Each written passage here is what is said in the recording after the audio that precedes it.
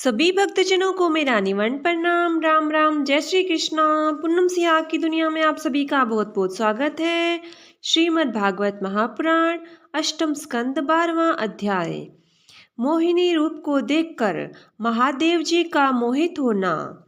श्री सुखदेव जी कहते हैं, परीक्षित, जब भगवान शंकर ने यह सुना कि श्री हरि ने स्त्री का रूप धारण करके असुरों को मोहित कर दिया और देवताओं को अमृत पिला दिया, तब वे सती देवी के साथ बैल पर सवार हो समस्त भूतगणों को लेकर वहां गए जहां भगवान मधुसूदन निवास करते हैं।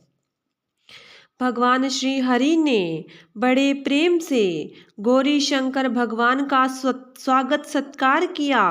वे भी सुख से बैठकर भगवान का सम्मान करके मुस्कुराते हुए बोले। श्री महादेव जी ने कहा, समस्त देवों के आराध्य देव, आप विश्वव्यापी जगदीश्वर और जगत स्वरूप हैं। समस्त चराचर पदार्थों के मूल कारण ईश्वर और आत्मा भी आप ही हैं। इस जगत के आदि अंत और मध्य आप से ही होते हैं, परंतु आप यदि मध्य और अंत से रहित हैं, आपके अविनाशी स्वरूप में दृष्टा, दृश्य, भोक्ता और भोग्य का भेदभाव नहीं है। वास्तव में आप सत्य चिन्मात्र ब्रह्म ही हैं। कल्याणकामी महात्मा लोग इस लोक और परलोक दोनों की आसक्ति एवं समस्त कामनाओं का परित्याग करके आपके चरण कमलों की ही आराधना करते हैं। आप अमृत स्वरूप, समस्त प्राकृत गुणों से रहित, शोक की छाया से भी दूर, स्वयं परिपूर्ण ब्रह्म हैं। आप केवल आनंद स्वरूप हैं। आप निर्विकार हैं। आपसे भिन्न कुछ नहीं है, परंतु आप सबसे भिन्न हैं। आप विश्व की उत्पत्ति, स्थिति और प्रलय के परम कारण हैं।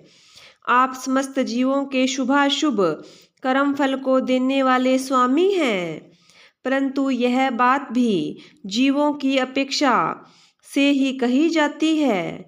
वास्तव में आप सबकी अपेक्षा से रहित अनपेक्ष हैं। स्वामीन, कार्य और कारण, द्वैत और अद्वैत जो कुछ है वह सब एकमात्र आप ही हैं। ठीक वैसे ही जैसे आभूषणों के रूप में स्थित सुवर्ण और मूल सुवर्ण में कोई अंतर नहीं है, दोनों एक ही वस्तु हैं। लोगों ने आपके वास्तविक स्वरूप को न जानने के कारण आप में नाना प्रकार के भेदभाव और विकल्पों की कल्पना कर रखी है। यही कारण है कि आप में किसी प्रकार की उपाधि का न होने पर भी गुणों को लेकर भेदभाव की प्रतीति होती है। प्रभु, कोई कोई आपको ब्रह्म समझते हैं तो दूसरे आपको धर्म कहकर वर्णन करते हैं। इसी प्रकार कोई आपको प्रकृति और पुरुष से परे परमेश्वर मानते हैं तो कोई विमला, उत्कर्षणी, ज्ञाता, क्रिया, योगा, प्रहवी, सत्या, ईशाना और अनुग्रह, इन 9 शक्तियों के रूप में परम पुरुष तथा दूसरे क्लेश कर्म आदि के बंधन से रहित, पूर्वजों के भी पूर्वज, अविनाशी पुरुष विशेष के रूप में मानते हैं।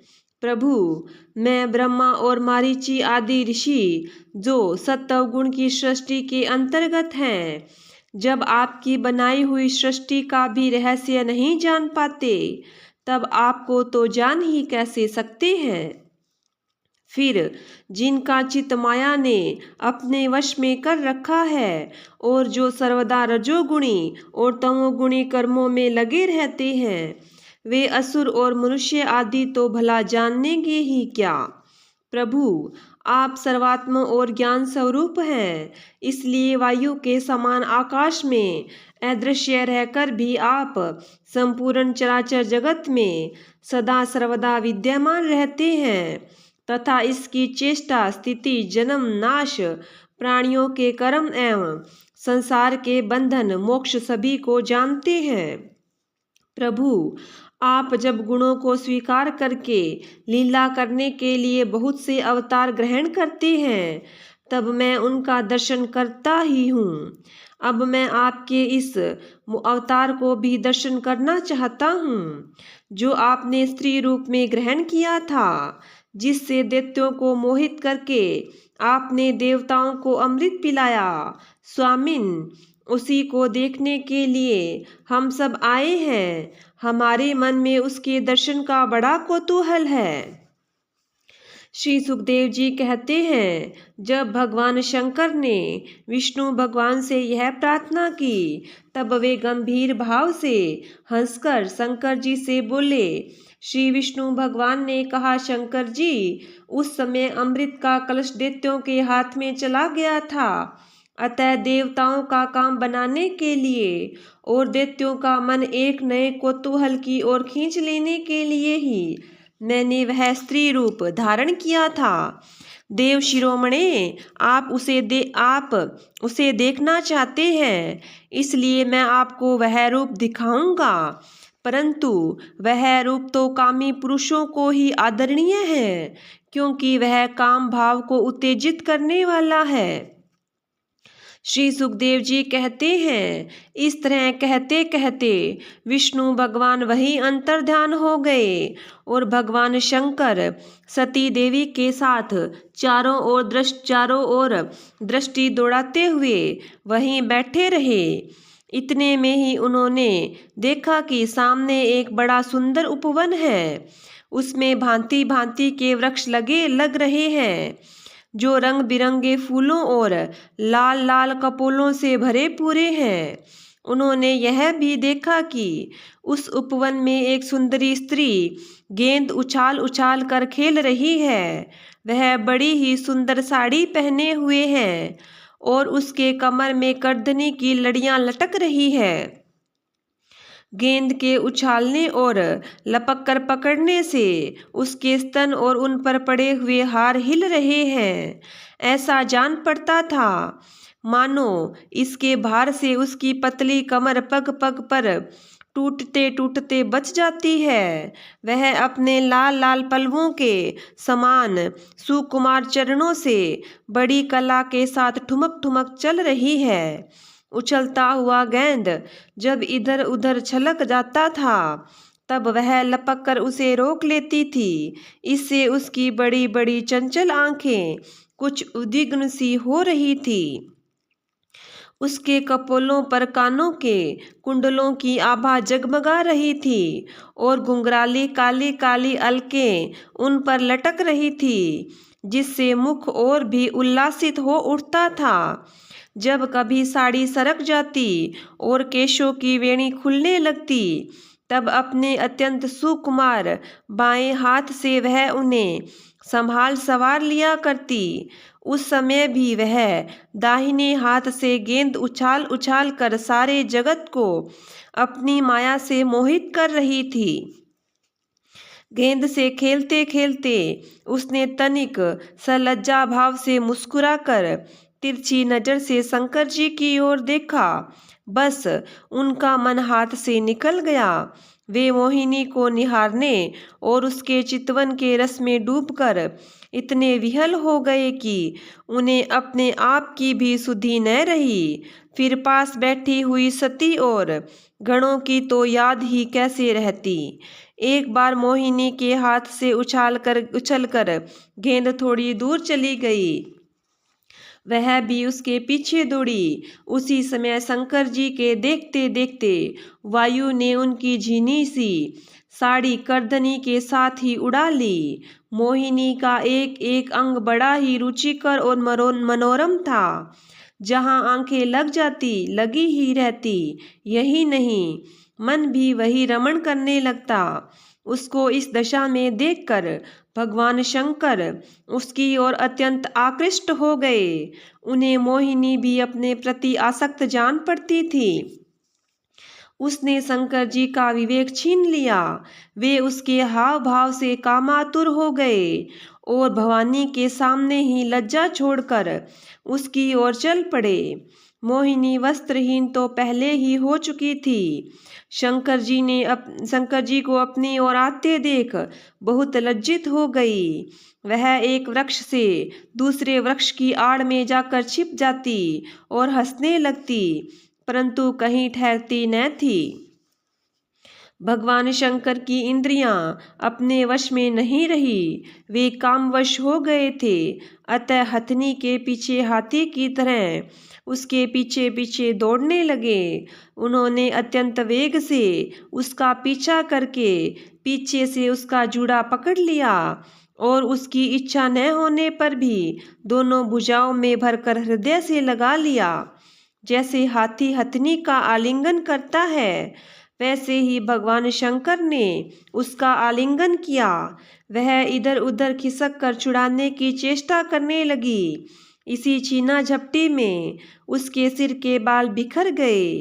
वास्तव में वह सुंदरी भगवान की रची हुई माया ही थी। इससे उसने किसी प्रकार शंकर जी के भुजापाश से अपने को छुड़ा लिया और बड़े वेग से भागी। भगवान शंकर भी उन मोहिनी वेशधारी अद्भुत कर्ता भगवान विष्णु के पीछे पीछे दौड़ने लगे। उस समय ऐसा जान पड़ता था मानो उनके शत्रु कामदेव ने इस समय उन पर विजय प्राप्त कर ली है। कामुक हथिनी के पीछे दौड़ने वाले मदोन्मत्त हाथी के समान वे मोहिनी के पीछे पीछे दौड़ रहे थे। यद्यपि भगवान शंकर का वीर्य अमोघ है, फिर भी मोहिनी की माया से वह स्खलित हो गया। भगवान शंकर का वीर्य पृथ्वी पर जहाँ जहाँ गिरा वहाँ वहाँ सोने चांदी की खानें बन गई। परीक्षित, नदी, सरोवर, पर्वत, वन और उपवन में वह जहाँ जहाँ ऋषि मुनि निवास करते थे, वहाँ वहाँ मोहिनी के पीछे पीछे भगवान शंकर गए थे। परीक्षित, वीर्यपात हो जाने के बाद उन्हें अपनी स्मृति हुई। उन्होंने देखा कि अरे, भगवान की माया ने मुझे खूब झकाया। वे तुरंत उस दुखद प्रसंग से अलग हो गए। इसके बाद आत्म स्वरूप सर्वात्मा भगवान की यह महिमा जानकर उन्हें कोई आश्चर्य नहीं हुआ। वे जानते थे कि भला भगवान की शक्तियों का पार कौन पा सकता है। भगवान ने देखा कि भगवान शंकर को इससे विषाद या लज्जा नहीं हुई है। तब वे पुरुष शरीर धारण करके फिर प्रकट हो गए और बड़ी प्रसन्नता से उनसे कहने लगे। श्री भगवान ने कहा, देव शिरोमणे, मेरी स्त्री रूपणी माया से विमोहित होकर भी आप स्वयं ही अपनी निष्ठा में स्थित हो गए। यह बड़े ही आनंद की बात है। मेरी माया अपार है। वह ऐसे ऐसे हाव भाव रचती है कि अचिंत्येंद्रिय पुरुष तो किसी प्रकार उससे छुटकारा पा ही नहीं सकते। भला आपके अतिरिक्त ऐसा कौन पुरुष है जो एक बार मेरी माया के फंदे में फंसकर फिर स्वयं ही उससे निकल सके। यद्यपि मेरी यह गुणमयी माया बड़े बड़ों को मोहित कर देती है, फिर भी अब यह आपको कभी मोहित नहीं करेगी, क्योंकि सृष्टि आदि के लिए समय पर उसे शोभित करने वाला काल मैं ही हूँ। इसलिए मेरी इच्छा के विपरीत वह रजोगुण आदि की सृष्टि नहीं कर सकती। श्री सुखदेव जी कहते हैं, परीक्षित, इस प्रकार भगवान विष्णु ने भगवान शंकर का सत्कार किया। तब उससे विदा लेकर वह एवं परिक्रमा करके वे अपने गणों के साथ कैलाश को चले गए। भरतवंश शिरोमणे, भगवान शंकर ने बड़े बड़े ऋषियों की सभा में अपनी अर्धांगिनी सती देवी से अपने विष्णु रूप की अंशभूता मायामयी मोहिनी का इस प्रकार बड़े प्रेम से वर्णन किया। देवी, तुमने परम पुरुष परमेश्वर भगवान विष्णु की माया देखी है। देखो, यूं तो मैं समस्त कला कौशल विद्या आदि का स्वामी और स्वतंत्र हूँ, फिर भी उस माया से विवश होकर मोहित हो जाता हूँ। फिर दूसरे जीव तो परतंत्र है ही, अतः वे मोहित हो जाएं, इसमें कहना ही क्या। जब मैं 1000 वर्ष की समाधि से उठा था, तब तुमने मेरे पास आकर पूछा था कि तुम किसकी उपासना करते हो। वे यही साक्षात सनातन पुरुष है। न तो काल इन्हें अपनी सीमा में बांध सकता है और न वेद ही इनका वर्णन कर सकता है। इनका वास्तविक स्वरूप अनंत और अनिर्वचनीय है। श्री सुखदेव जी कहते हैं, प्रिय परीक्षित, मैंने विष्णु भगवान की यह ऐश्वर्य पूर्ण लीला तुमको सुनाई, जिसमें समुद्र मंथन के समय अपनी पीठ पर मंद्राचल धारण करने वाले भगवान का वर्णन है।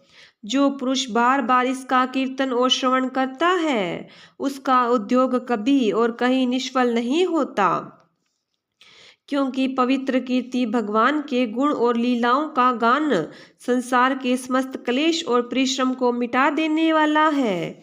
दुष्ट पुरुषों को भगवान के चरण कमलों की प्राप्ति कभी नहीं हो सकती।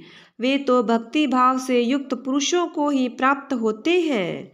इसी से उन्होंने स्त्री का मायामय रूप धारण करके दैत्यों को मोहित किया और अपने चरण कमलों के शरणागत देवताओं को समुद्र मंथन से निकले हुए अमृत का पान कराया।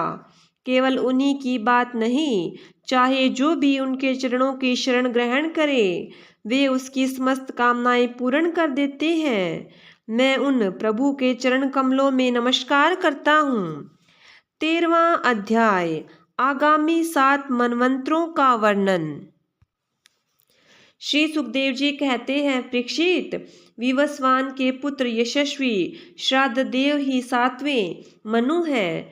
यह वर्तमान मनवंतर ही उनका कार्यकाल है। उनकी संतान का मैं वर्णन करता हूँ। विवस्वत मनु के 10 पुत्र हैं, इक्ष्वाकु, नभंग, धृष्ट, श्रियाति, निरिष्यंत, नाभाग, दिष्ट, करूप, प्रिशंद्र और वायुसाम और वसुमान। परीक्षित, इस मनवंतर में आदित्य, वसु, इंद्र, विश्वदेव, मरुदगण, अश्विनी कुमार और ऋभु ये देवताओं के प्रधान गण हैं और पुरंदर उनका इंद्र है। कश्यप, अत्रि, वशिष्ठ, विश्वामित्र, गौतम, जमदाग्नि और भरद्वाज ये सप्तऋषि हैं। इन वनमंत्रों में भी कश्यप की पत्नी अदिति के गर्भ से आदित्यों के छोटे भाई वामन के रूप में भगवान विष्णु ने अवतार ग्रहण किया था। परीक्षित, इस प्रकार मैंने संक्षेप में तुम्हें 7 मनवंतरों का वर्णन सुनाया। अब भगवान की शक्ति से युक्त अगले आने वाले 7 मनवंतरों का वर्णन करता हूँ। परीक्षित, यह तो मैं तुम्हें पहले 6ठे स्कंद में बता चुका हूँ कि विवत्सवान भगवान सूर्य की 2 पत्नियां थी, संज्ञा और छाया। ये दोनों ही विश्वकर्मा की पुत्री थी। कुछ लोग ऐसे कहते हैं कि उनकी एक तीसरी पत्नी बड़वा भी थी। मेरे विचार से तो संज्ञा का नाम ही बड़वा हो गया था।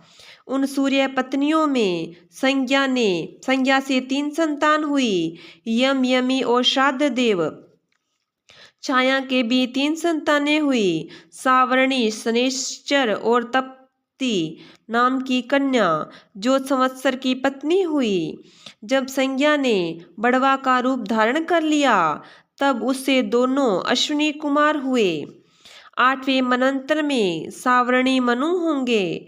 उनके पुत्र होंगे निर्मोक, विरजसक आदि। परीक्षित, उस समय सूतपा, विरजा और अमृतप्रभ नामक देवगण होंगे। इन देवताओं के इंद्र होंगे विरोचन के पुत्र बलि। विष्णु भगवान ने वामन अवतार ग्रहण करके इन्हीं से 3 पग पृथ्वी मांगी थी, परंतु इन्होंने उनको सारी त्रिलोकी दे दी। राजा बलि को एक बार तो भगवान ने बांध लिया था, परंतु फिर प्रसन्न होकर उन्होंने उनको स्वर्ग से भी श्रेष्ठ सूतल लोक का राज्य दिया। वे इस समय वही इंद्र के समान विराजमान हैं। आगे चलकर ये ही इंद्र होंगे और समस्त ऐश्वर्यों से परिपूर्ण इंद्र पद का भी परित्याग करके परम सिद्धि को प्राप्त करेंगे। गालव, दीप्तिमान, परशुराम अश्वत्थामा, कृपाचार्य, ऋष्यशृंग और हमारे पिता भगवान व्यास, ये 8 मनवंतरों के सप्तऋषि होंगे। इस समय ये लोग योग बल से अपने अपने आश्रम मंडल में स्थित हैं।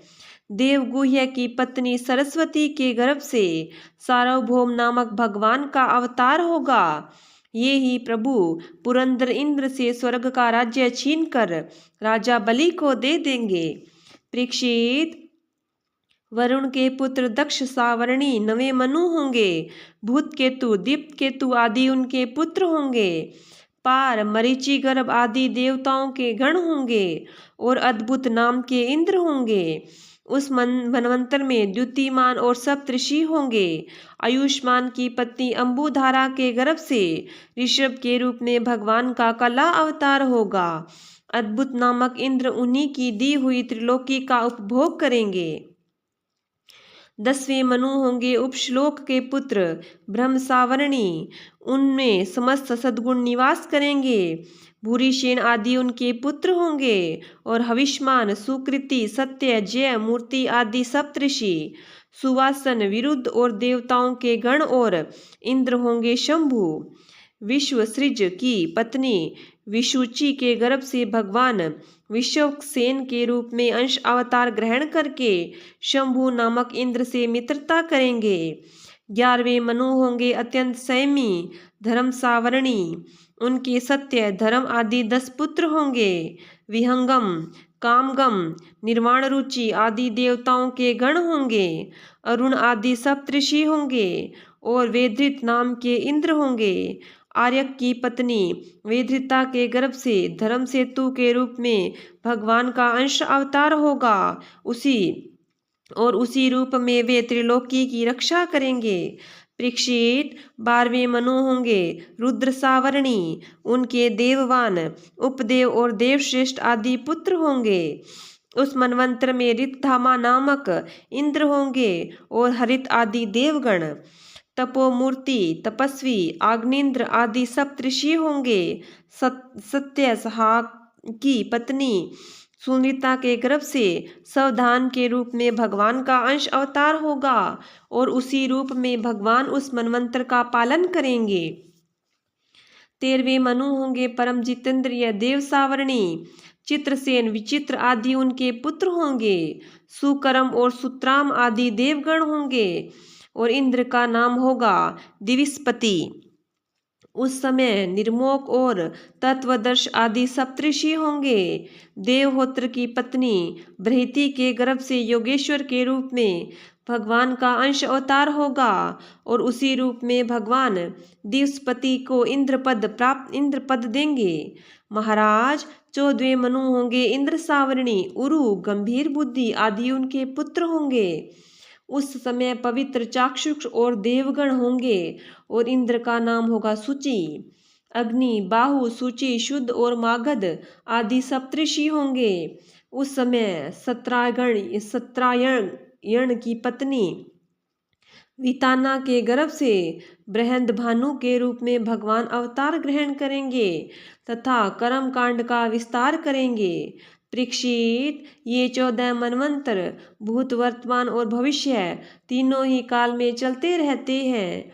इन्हीं के द्वारा 1 सहस्त्र चतुर्युगी वाले कल्प की समय की गणना की जाती है। 14वां अध्याय, मनु आदि के पृथक पृथक कर्मों का निरूपण। राजा परीक्षित ने पूछा, भगवान, आपके द्वारा वर्णित ये मनुपुत्र सप्तऋषि आदि अपने अपने मनवंतर में किसके द्वारा नियुक्त होकर कौन कौन सा काम किस प्रकार करते हैं, यह आप कृपा करके मुझे बताइए। श्री सुखदेव जी कहते हैं, परीक्षित, मनुपुत्र, सप्तऋषि और देवता सबको नियुक्त करने वाले स्वयं भगवान ही हैं। राजन, भगवान ने जिन यज्ञ पुरुष आदि अवतार शरीरों का वर्णन मैंने किया है, उन्हीं की प्रेरणा से मनु आदि विश्व व्यवस्था का संचालन करते हैं।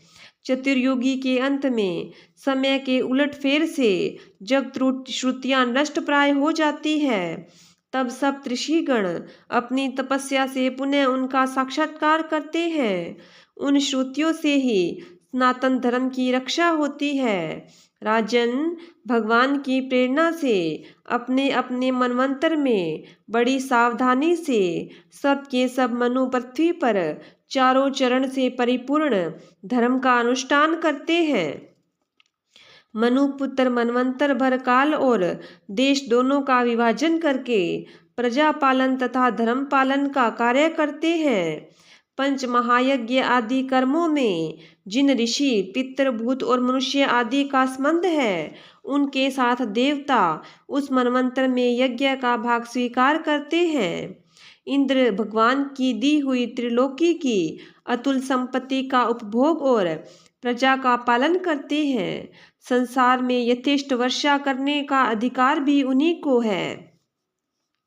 भगवान युग युग में सनक आदि सिद्धों का रूप धारण करके, ज्ञान का याज्ञवल्क्य आदि ऋषियों का रूप धारण करके, कर्म का और दत्तात्रेय आदि योगेश्वरों के रूप में योग का उपदेश करते हैं। वे मरीचि आदि प्रजापतियों के रूप में सृष्टि का विस्तार करते हैं, सम्राट के रूप में लुटेरों का वध करते हैं और शीत उष्ण आदि विभिन्न गुणों को धारण करके काल रूप से सबको संहार की ओर ले जाते हैं। नाम और रूप की माया से प्राणियों की बुद्धि विमूढ़ हो रही है, इसलिए वे अनेक प्रकार के दर्शन शास्त्रों के द्वारा महिमा तो भगवान की ही गाते हैं, परंतु उनके वास्तविक स्वरूप को नहीं जान पाते। परीक्षित, इस प्रकार मैंने तुम्हें महाकल्प और अवान्तर कल्प का परिणाम सुना दिया।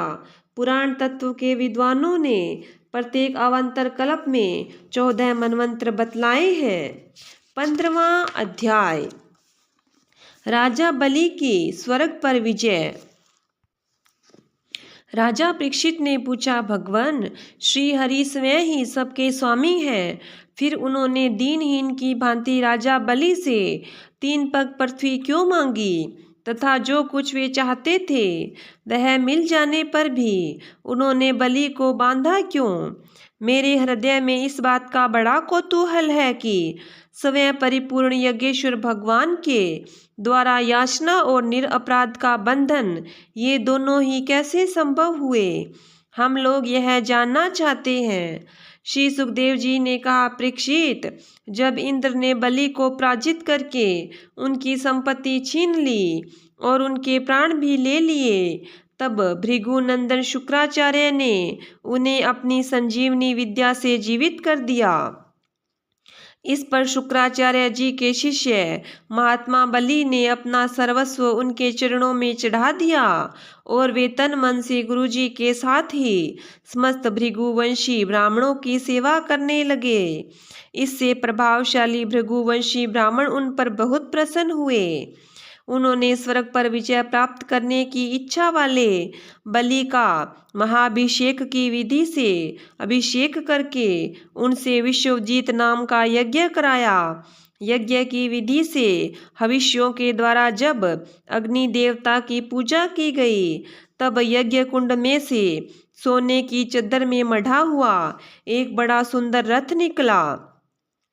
फिर इंद्र के घोड़े जैसे हरे रंग के घोड़े और सिंह के चिन्ह से युक्त रथ पर लगाने की ध्वजा निकली। साथ ही सोने के पत्र में मढ़ा हुआ दिव्य धनुष, कभी खाली न होने वाले 2 अक्षय तरकस और दिव्य कवच भी प्रकट हुए। दादा प्रहलाद जी ने उन्हें एक ऐसी माला दी जिसके फूल कभी कुमलाते न थे, तथा शुक्राचार्य ने एक शंख दिया। इस प्रकार ब्राह्मणों की कृपा से युद्ध की सामग्री प्राप्त करके उनके द्वारा स्वस्ति वाचन हो जाने पर राजा बलि ने उन ब्राह्मणों की प्रदक्षिणा की और नमस्कार किया। इसके बाद उन्होंने प्रहलाद जी से संभाषण करके उनके चरणों में नमस्कार किया। फिर वे भृगुवंशी ब्राह्मणों को दिए हुए दिव्य रथ पर सवार हो गए। जब महारथी राजा बलि ने कवच धारण कर धनुष, तलवार, तरकस आदि शस्त्र ग्रहण कर लिए और दादाजी की दी हुई सुंदर माला धारण कर ली, तब उनकी बड़ी शोभा हुई।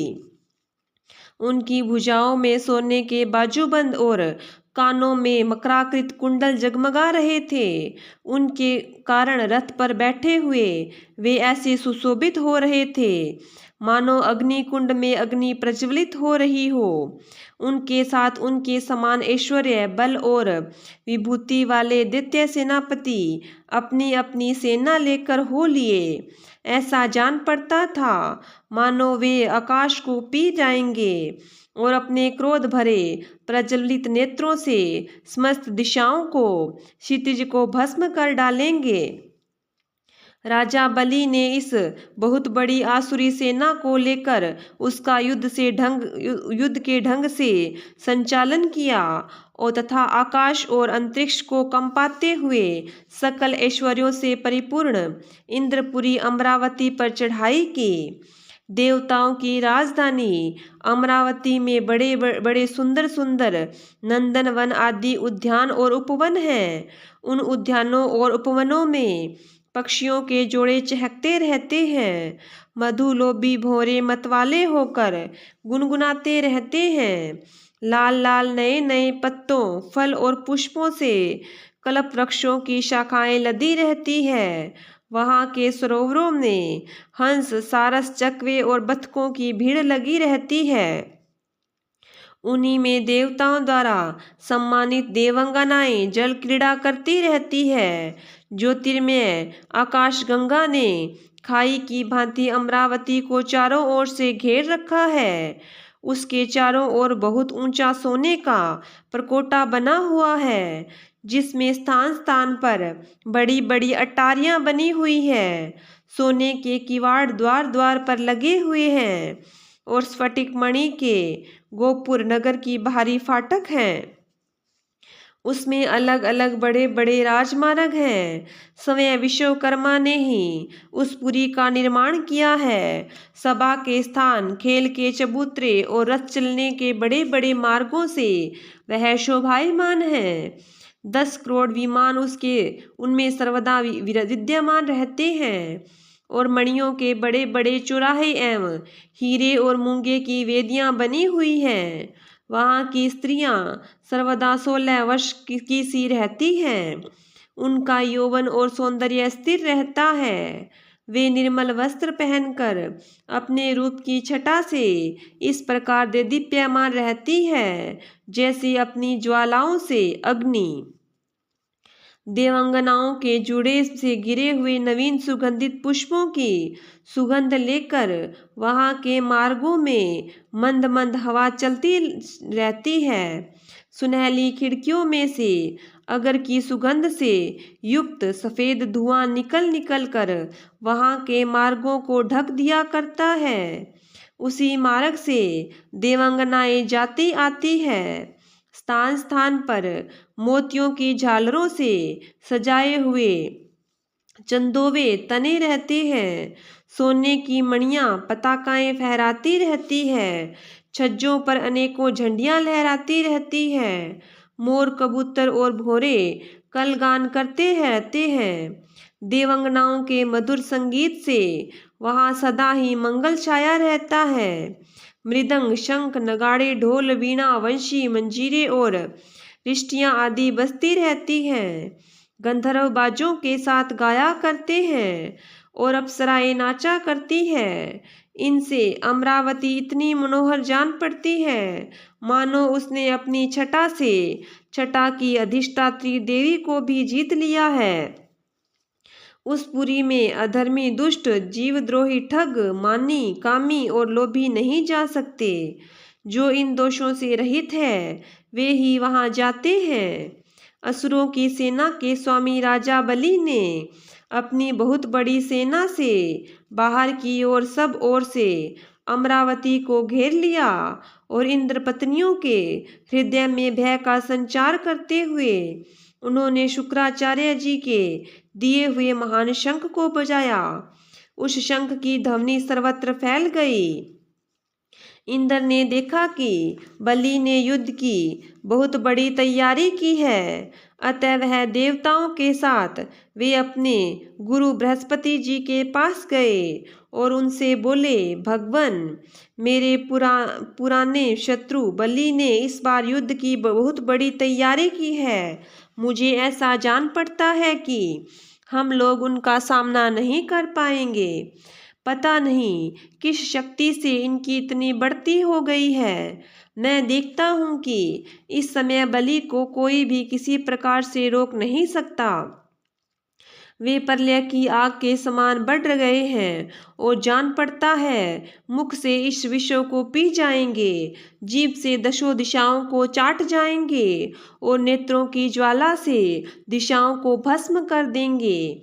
आप कृपा करके मुझे बतलाइए कि मेरे शत्रु की इतनी बढ़ती का, जिसे किसी प्रकार भी दबाया नहीं जा सकता, क्या कारण है? इसके शरीर, मन और इंद्रियों में इतना बल और इतना तेज कहाँ से आ गया कि इसने इतनी बड़ी तैयारी करके चढ़ाई की है? देवगुरु बृहस्पति जी ने कहा, इंद्र, मैं तुम्हारे शत्रु बलि की उन्नति का कारण जानता हूँ। ब्रह्मवादी भृगुवंशियों ने अपने शिष्य बलि को महान तेज देकर शक्तियों का खजाना बना दिया है। सर्वशक्तिमान भगवान को छोड़कर तुम या तुम्हारे जैसा और कोई भी बलि के सामने उसी प्रकार नहीं ठहर सकता जैसे काल के सामने प्राणी। इसलिए तुम लोग स्वर्ग को छोड़कर कहीं छिप जाओ और उस समय की प्रतीक्षा करो जब तुम्हारे शत्रु का भाग्य चक्र पलटे। इस समय ब्राह्मणों के तेज से बलि की उत्तरोत्तर वृद्धि हो रही है। उसकी शक्ति बहुत बढ़ गई है। जब यह उन्हीं ब्राह्मणों का तिरस्कार करेगा तब अपने परिवार परिकर के साथ नष्ट हो जाएगा। बृहस्पति जी देवताओं के समस्त स्वार्थ और परमार्थ के ज्ञाता थे। उन्होंने जब इस प्रकार देवताओं को सलाह दी तब वे स्वेच्छा अनुसार रूप धारण करके स्वर्ग छोड़कर चले गए। देवताओं के छिप जाने पर विरोचन नंदन बलि ने अमरावतीपुरी पर अपना अधिकार कर लिया और फिर तीनों लोकों को जीत लिया। जब बलि विश्व विजयी हो गए तब शिष्य प्रेमी भृगुवंशियों ने अपने अनुगत शिष्य से 100 अश्वमेध यज्ञ करवाए। उन यज्ञों के प्रभाव से बलि की कीर्ति कौमुदी तीनों लोकों से बाहर भी दशों दिशाओं में फैल गई और वे नक्षत्रों के राजा चंद्रमा के समान शोभायमान हुए। ब्राह्मण देवताओं की कृपा से प्राप्त समृद्ध राज्य लक्ष्मी का वे बड़ी उदारता से उपभोग करने लगे और अपने को कृतकृत्य सा मानने लगे। श्रीमद् भागवत महापुराण अष्टम स्कंद 15वां अध्याय समाप्त। बोलिए विष्णु भगवान की जय हो। बोलिए कृष्ण भगवान की जय हो।